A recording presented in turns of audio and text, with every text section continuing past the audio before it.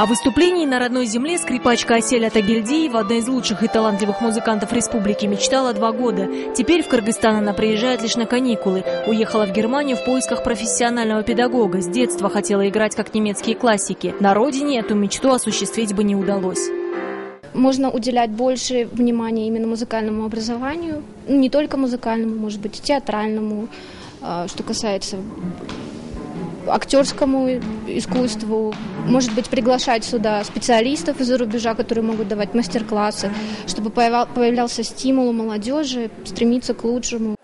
Практикующий теперь уже немецкий врач-хирург Бакыт Кабигенов вдали от родины разработал проект современной клиники. Если получится, то хотел бы ее открыть именно здесь. Более 200 зарубежных соотечественников приехали в Кыргызстан поделиться новыми предложениями и свежим видением. Экс-президент Роза Атумбаева пригласила их на форум поговорить о существующих проблемах и о будущем республики.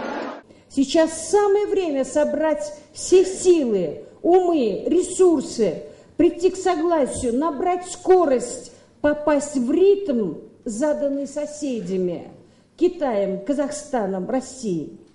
Рассказать участникам форума о проделанном и, если удастся перенять зарубежный опыт, приехал и весь состав Кабмина во главе с премьер-министром. Омурбек Бабанов поделился сначала приятными достижениями. Большое сокращение числа чиновников, отмена виз при въезде в страну, о недавних удачных договоренностях с Россией по строительству гидростанций. Рассказал и о своей мечте, которая должна осуществиться через 5 лет.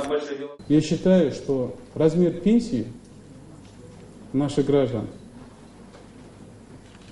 должен превышать прожиточный минимум на 50%. Минимум на 50%. Наши старики должны получать достойную пенсию. Среднемесячная заработная плата должна составлять от 30 тысяч сомов до 50 тысяч сомов. Ну а ближайшие планы – это внедрение всеобщего страхования и увеличение кредитования в сельском хозяйстве. А еще начать строительство железной дороги, которая связала бы Китай и Кыргызстан. В этом во всем обязательно должны принять участие продвинутые соотечественники, сказал премьер. Джазгуль Каримова, Зарлык Раимкулов, Айбек Уметов. Новости Содружества. Кыргызстан.